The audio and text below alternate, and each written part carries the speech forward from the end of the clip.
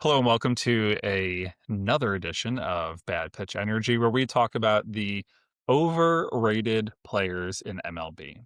Mm. And I think it's important for us to highlight that this is not just going to be purely based on stats. No, not at all. This is also going to be kind of a vibe sort of Yes. situation. Now, listen, will we use stats to root our conversations together? Yes, we will. But a lot of it is based on vibes, and as it should be, in a sport that is 162 games long. Mm-hmm. Vibes matter in this sport. We look at teams that really underperformed last year. Mm-hmm. The two teams closest to us, the Astros and the Mets. Weird vibes last season. So Exactly. vibes do matter as much as stats do in baseball, or at least that's what we're going to go with for today's Mm-hmm. episode. Without further ado, let's kick us off. You're This is first. this is a tough one, Robin, but I think the first player who I'm going to say is one of the most overrated players in baseball today is Carlos Correa. Now, That's a hot take. it is a bit, and I'll tell you why I feel this way.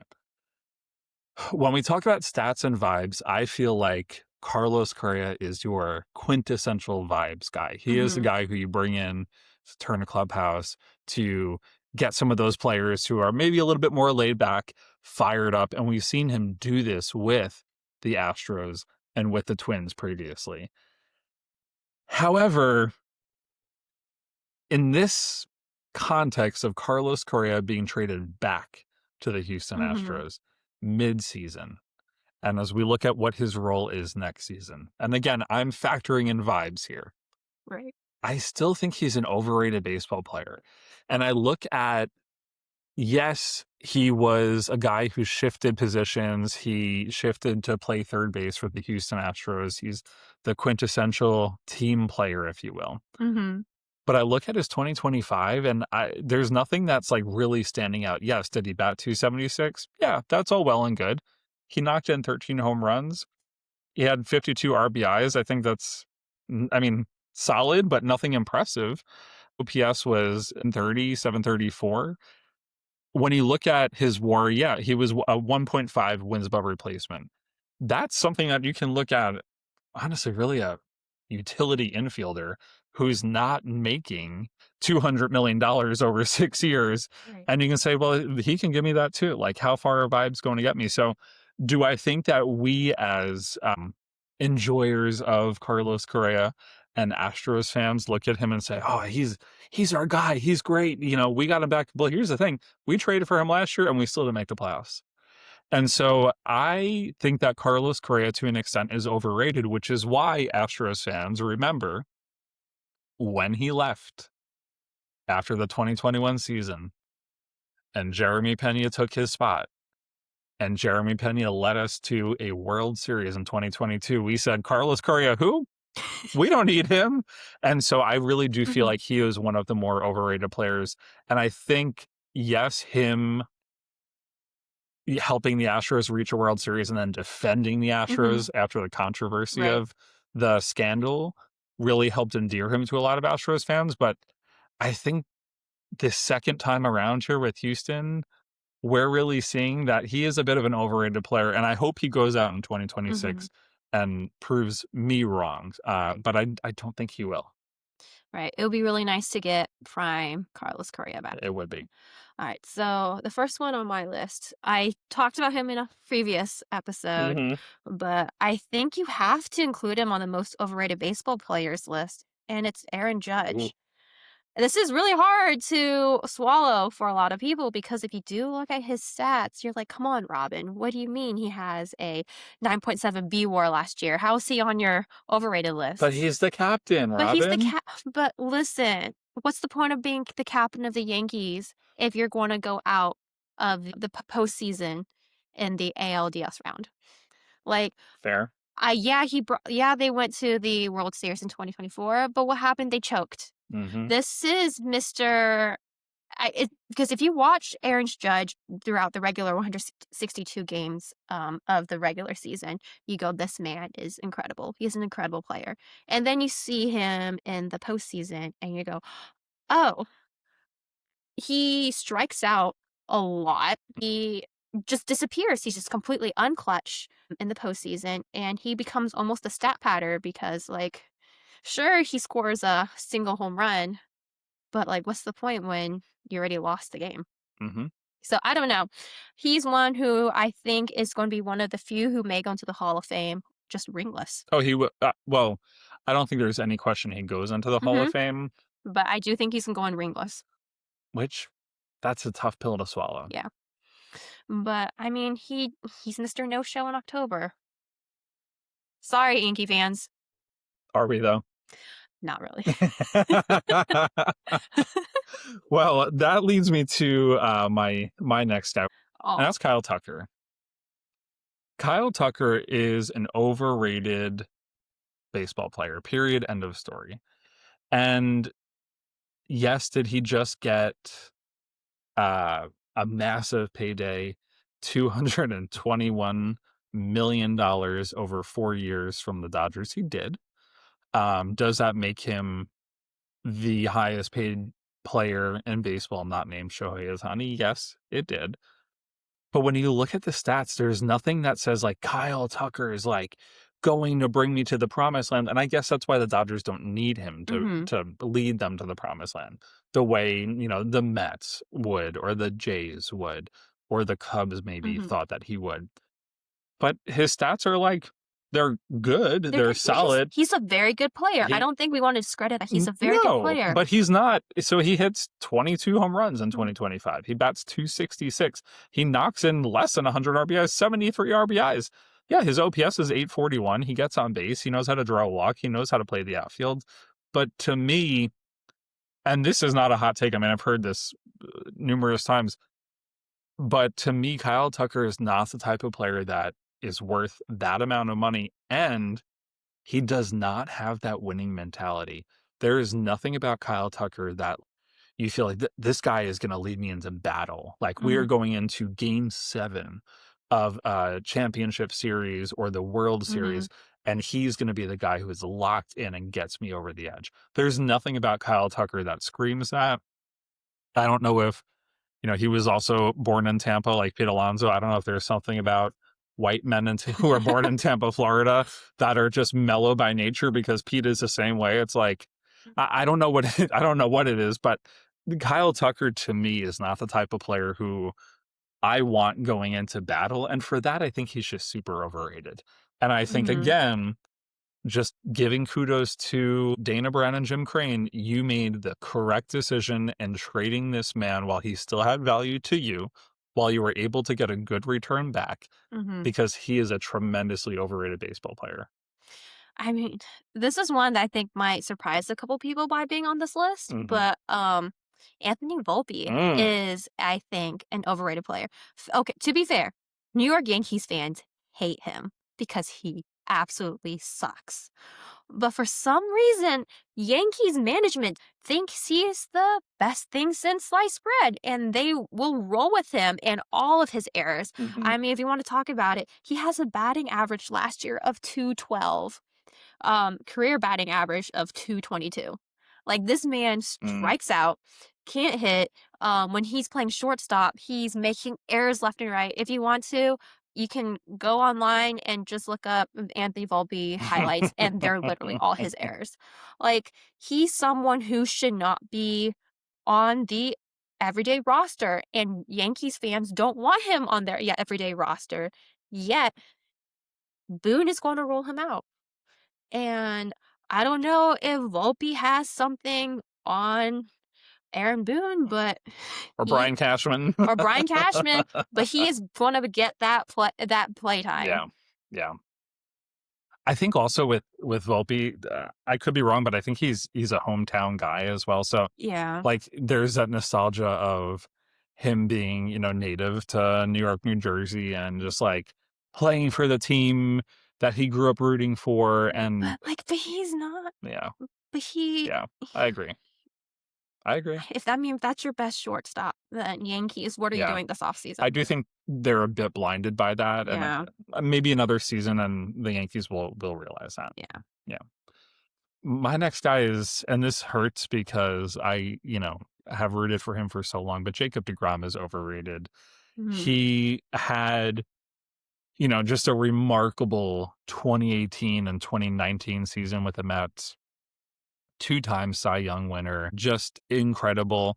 Notoriously did not get the run support from the Mets, so he pitched his heart out and they didn't hit.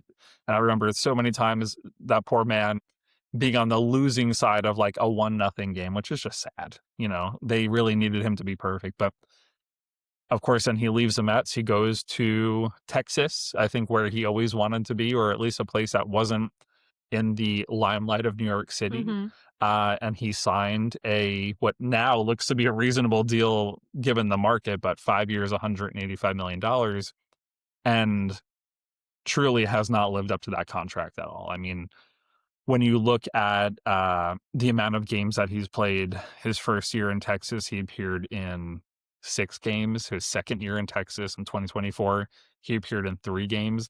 Last year, he was able to at least keep himself healthy again, and he, appeared in 30 games and had a pretty decent bounce back season. But to me, he is an overrated player, definitely not worth the contract that he got.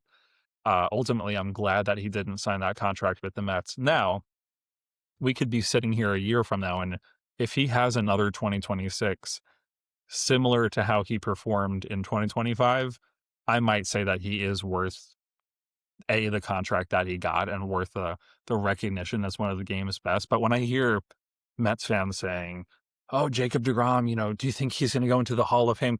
No, he's not going to go into the Hall of Fame. He has, in terms of playoffs, he has appeared in 4 playoff games Mhm. total, 3 with the Mets, and that was in that fun 2015 run. And then he appeared in a wild card game in 2022. And I will say, uh, we needed him to be perfect in that 2022 wild card game, and he got the win. But unfortunately, the Mets kind of shit the bed Mhm. that year against the Padres. But to me, Jacob deGrom, and this hurts to say, is an overrated pitcher because he was so good and so dominant, but the fall off has been real, and the inability to stay healthy has been real. Man, I hear you. But my next one is a little bit more personal in a Hmm. different way Yeah. because I'm going back to um, vibes and fantasy. Hmm. Because I see this man get placed and ranked at number one in the center field yearly, even though Hmm. he's very young and he is talented. I'll give him that. But I don't get it. This is one I just don't think I will ever understand, and that's Hmm. Julio Rodriguez. J Rod. I maybe this is that divisional like rivalry coming in, Hmm. but I don't think it is because again, I had him on my fantasy team. But I understand that he had a 30-30 season last year. I understand that he also had a B WAR of 6.8. So he is a good player. But the only thing I can remember about him are his strikeouts and how Hmm. frequently he would just strike out. So what's the point of going like 4 or 5 at bats on a game? You maybe get one home run, but all of your other at bats are strikeouts. So I don't know. This is one of those where, like, I understand that he is a great defensive player. Um, he has an OPS of 798. Hmm. He has a slug of 474. So, like, he can hit. Yeah. But like I said, this one's more. I think this is just more vibes for me, and I just don't understand how yearly he's always rated as the best center fielder. I think it's also his success. He's a streaky player, and Mhm. his success just like comes in little globs. So like Yeah. he could be the type of player that, let's say first inning, he might hit a home run, Yeah. and then he might strike out the next 3 at bats. And Right. so that's the type of player where you go like, okay, yes, you're good. You know how to mash. You Right. know how to like. There is an element of situational hitting that you're Right. good at, but then it's like the highs are high and the Those lows are are low. low. And I do think there may be a little bit of recency bias with him as well Yeah, because the Mariners did have a pretty solid postseason run yeah. this past season. And again, like I think a lot of his board probably comes more from his defense than his offense, Yeah, truthfully. true. Um, but I don't know. Every day I would just stare at his name on my phone and I go, I'm like, bro, can you just Yeah, get a hit today? yeah. I feel that. I feel that. This one's hard. Juan Soto. Yeah. Yes. Did Juan Soto sign what was at the time the richest contract, and I think it probably still is the richest contract in baseball Mhm. history, 765 million over 15 years? Yes. Is he a New York Met through 2039? Yes. Is he a four-time All-Star? Has he won a World Series? Is he a six-time silver slugger? Has he won a batting title? Yes, he's done all of those things. To me, he's overrated. And I know that's Mm. That's a hot a take. that sounds cheap because it's like, oh, well, of course he's overrated because he's never going to live up to this massive deal he got from the Mets. And I can understand that. But at the same time, I look at the success that he's had. And yes, he's had a lot of success. It is remarkable to have won a World Series with the Washington Nationals. But then you look at how he played with the San Diego Padres, above average, but all right. How he played with the New York Yankees, fantastic. Statistically, had his best season with the New York Yankees, Mhm. and then went to the Mets, and he had a what felt like a sneaky good season. I mean, that was his third best performance of his multi-year career. But ultimately, when I look at a player like that, you are a guy who alone needs to help win games and set up folks on your team to be able to win games. And there was nothing about what I saw from Juan Soto last year. I didn't see him lifting up the other players. I didn't see him doing those situational things to help put other folks in the lineup in the position to be successful. And that may be just a roster construction issue. But to me, there was something about Juan Soto that I did not see in Queens that I've seen Mhm. when he was in the Bronx and when he was with the Nationals that just said, hey, this guy is a winning type of player. I know he's a Mhm. serious guy. I know he's really focused. He's a Mhm. little bit corporate, but there's a spark missing there that Mhm. I can't get over. And again, that could just be year one of a new huge contract, Mhm. or it could be a flaw that is going to hurt the Mets long term, and that's why I do think he's overrated. So again, I hope, just like some other folks on this list, that I'm sitting here in a year eating my Mhm. words. But right now, I really do feel that Juan Soto is overrated, and not so much because of his stats. His Mhm. stats are good. There's something about him as a player and what he brings to the composition of a team that I feel like is overrated. And it's one thing to have good statistics in isolation. It's another thing to be able to be an integral part of a winning culture and a winning team. Yeah, I hear you. My next person on this list, I think, has just been the forefront of my mind more recently, just because there's been a lot of trade talks of him potentially coming to Houston, and me going, I don't want him because it's this. I think people are overvaluing this player and are asking for too much in return when I'm like, I don't think he's this player that you are all saying he is. Because I think so this is Jarren Duran. And I Mhm. think Jarren Duran is actually an incredible presence in the clubhouse for his team. Because you see that on the Red Sox. And he has stepped up as a leader for a lot of their young players coming up. And in a way, he is very emblematic of who the Red Sox are. However, I think he had um a very, very good 2024 All-Star season, and I think that was a fluke. I do think 2024 may have been a fluke season for him because prior to 2024, his stats just were not great, and Mhm. then last year, they were nowhere near what his 2024 stats were. So I do think he had that fluke All-Star season, and he is kind of being overvalued just a bit. Um, and, like, again, I think he's someone who may add to a clubhouse. Mhm. I don't know. He is also someone who's also kind of had some little controversies in the past too. Like if you want to talk about don't mention a tennis racket around Jarren Duran or you might be called the F slur. Like, What? yeah. I didn't know about this. Wait, no, so this was I don't remember which year it happened, but he has just never been Oh. the best hitter. And so, I think Oh he may have yeah. been 23 even, but Yeah. he took an at bat and a fan yelled at him to use a tennis racket, and then he goes, "Shut the fuck up, you." Mm. And Mhm. so again, it's just one of those things where, like, I think I get he's passionate, he loves the game, um, he does provide good defense, he is Yeah. a good head to have in the clubhouse for the Red Sox. I just feel like both Red Sox and even Astros fans are adding a lot of value to him that he may not necessarily have because of a fluke 2024 Yeah. season. When you do look at the stats, it is a pretty jarring difference, It is a and very jarring difference. Like, again, if we're just talking about B-WAR alone, yeah. 2024, 8.7, 23, 2.2, last year, 4.7. Mhm. So, and then the 2 years when he like was, I guess, kind of still like a rookie, negative 0.6 and negative Yeah. 0.2. So, like, 24 stands out significantly, Mhm. but then you do get that drop off last year despite playing a comparable number of games. Yes. Um, uh, Batting average 24, 285, last year, Yeah. 256. Power went down. Power went down. He's still OPS. really fast, but struck out a little bit more. Yeah. Um, so yeah, Hmm. it's one of those where I don't, and he is still young.